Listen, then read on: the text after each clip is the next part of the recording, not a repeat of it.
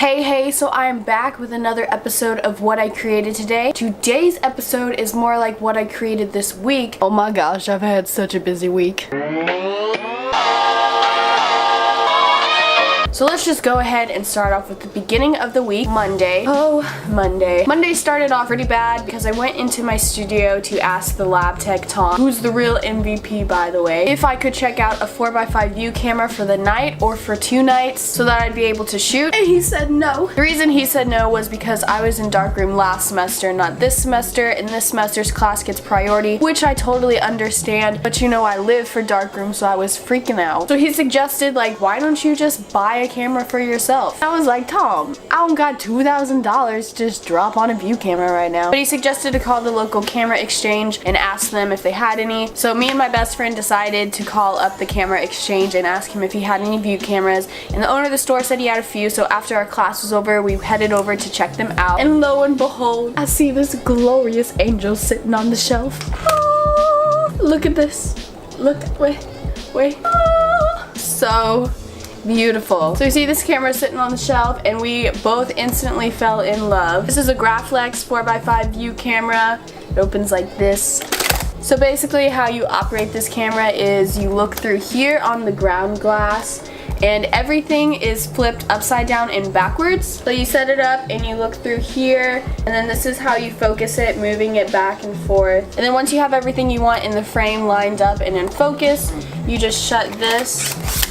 You take a film holder that has your film in it and you slide it into here, and then you pull the shutter, and then I have a little string that attaches to it that you just go click, and it is in such great condition. We were both super stoked to make this purchase. It was only $300 and we decided to go halfsies on it, and so this is our best friend child together. It's so beautiful. So that definitely turned Monday around into like a bad day. It turned it into something really exciting. On Tuesday I got my film in the mail, so of course I was ready to shoot, and there is this abandoned church that's like 2 streets over from me, and I've been wanting to photograph it for a while. And my style of darkroom photography is that I like to take pictures at night. So yes, I wanted to go to this abandoned church at night and photograph. I took my boyfriend Curtis with me, and we'd been to this church before during the day and like explored it, and I was like freaked out the first time. And the last time we went, the glass door was just unlocked and we just opened it and walked right in. But this time the glass door was broken in, and there was like these dusk masks that were hanging on the door handle. So we crawled through the door to get into the church this time, and I thought that like through the windows and everything there would be enough light for an exposure, but it was pitch black dark. And even like with our flashlights and everything, it was way too dark, and it would have to be like a 30-minute exposure for me to even get something. So I was not about to like sit in this abandoned church for like 30 minutes to an hour taking pictures. And when we got about halfway through, Curtis's flashlight started to flicker, and he was like, yeah, so my flashlight's flickering. I'm gonna like get out of here and you're coming with me too. And I was like, yeah, that sounds like a good idea. So instead of taking pictures inside like I had planned, I decided to take a picture outside for about 10 minutes, and I'm actually really happy with how that shot came out. I'll get to that in a second. So after taking pictures at that abandoned church, I just took a few around my house and like inside my room. Then the next day on Wednesday, I developed the pictures that I took. So I'm going to show you guys a time lapse of me developing film. When you're first developing film, you go into this room that is completely dark. Take your film out of the holders and you put it in this tank. And you take that tank and put a bunch of different chemicals in it, pour those out, shake it around. It takes about 30 minutes to do.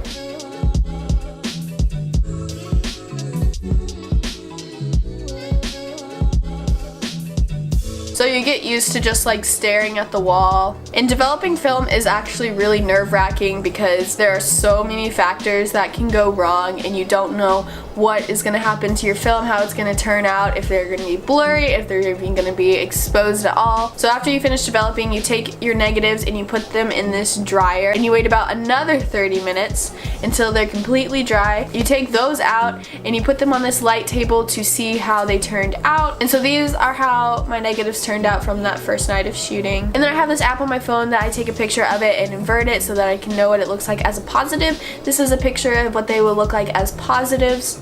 I'm really happy with how the church one turned out. Those little white lines in the sky are actually the stars, leaving their light traces on my negative. And on Wednesday night, of course, I shot again. I went to my friend Tucker's house and took a few shots around his place. So these are a few time-lapse videos of what it looks like setting up my camera and shooting. For setting up the camera, it used to take me about 15 to 20 minutes to actually set up the entire shot, and then another 15 to 20 minutes for taking the picture. But now I've gotten it down to about 5 to 10 minutes, and it's a lot easier with the camera that I have now. The one before, it's like 3 times as big, and you have to carry around like a 50-pound trunk. So the next day, which is Thursday, I went back into the studio, of course, and developed the films that I took at Tucker's house. I took 5 shots in total, and only 3 of them came out. The other 2, something went wrong in the developing process, and they had a bunch of like specks on them. Thursday, after I was done developing those and I made some actual prints, I shot again, and I went back to the abandoned church. Yes, I went back for some reason.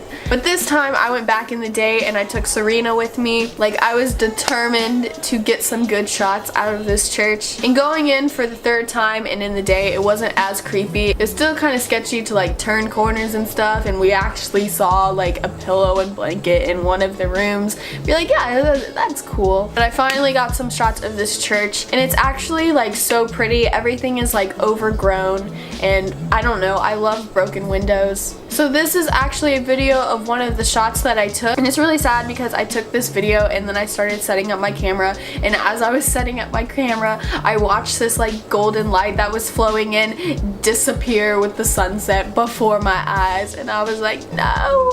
But I still got a pretty good shot out of it.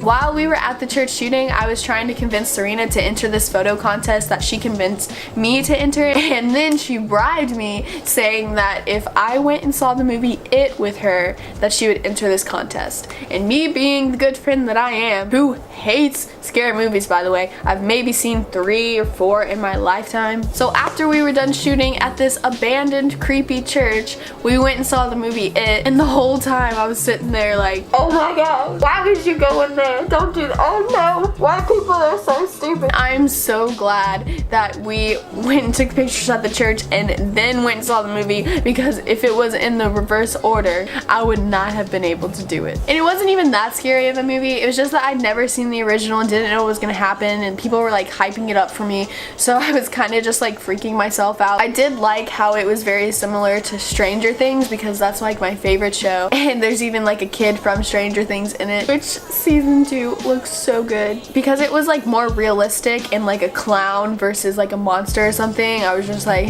not about it. But yeah, looking back to going into an abandoned church at night and then returning to it the next day, I deserved for Pennywise to just come and get me. Gotta make sure he's not in here right now. But the rest of that night and the next day, I was pretty freaked out. The next day, I went back into the studio, of course, and I texted Serena and I was like, yo, you should come up here and hang out in the studio with me. And of course I wanted to hang out with her, but low-key, I just needed someone there, because turning around the corner into the dark room and it's like low lit and eerie and quiet, yeah, I was thinking I was gonna die. After the darkroom studio closed down at 6, I went downstairs to the ceramics studio and threw for about an hour to an hour and a half. And after I did that, I went to my boyfriend's house to take more photos. And by the time that whole day was over, I was so delusionally tired and angry and grumpy and irritable. I could not function. Like, I needed to watch one of my other videos, how to get inspired by doing nothing, because I was burnt out. and I needed to do nothing, but I kept going. And the next day, Saturday, after just sleeping for like 6 hours, I felt so much more energized. And of course, I went into the studio again. I was in the studio from about 1:30 till when they closed at 7. I have like early hours on the weekends, which sucks. And I made a lot of prints. I'm gonna show those to you now. I have to angle this weird because of my ring light. The tones in darkroom prints just come out so crisp and clear, and they are absolutely amazing.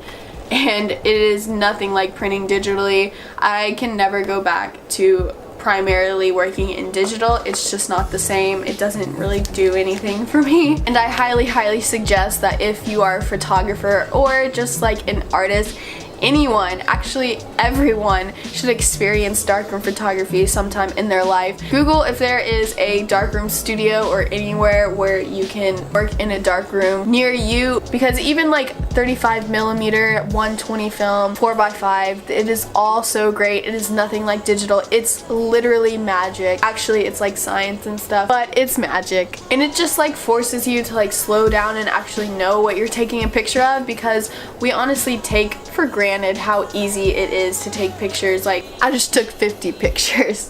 Like, so yeah, in this digital age, it's just like so accessible to take pictures. There is nothing like analog photography. I could drone on and on and on about it for hours, but I will not. I will stop I will make a whole video about analog photography and darkroom versus digital, but I can tell you I'll be a little biased.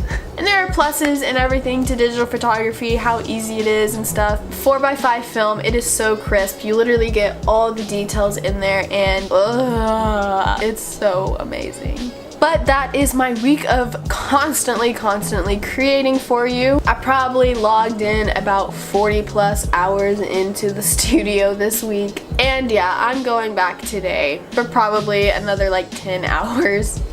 Thanks for watching. Just remember to stay reckless. I'm making videos twice a week on Sundays and Wednesdays. Subscribe to see more. Winston says to subscribe.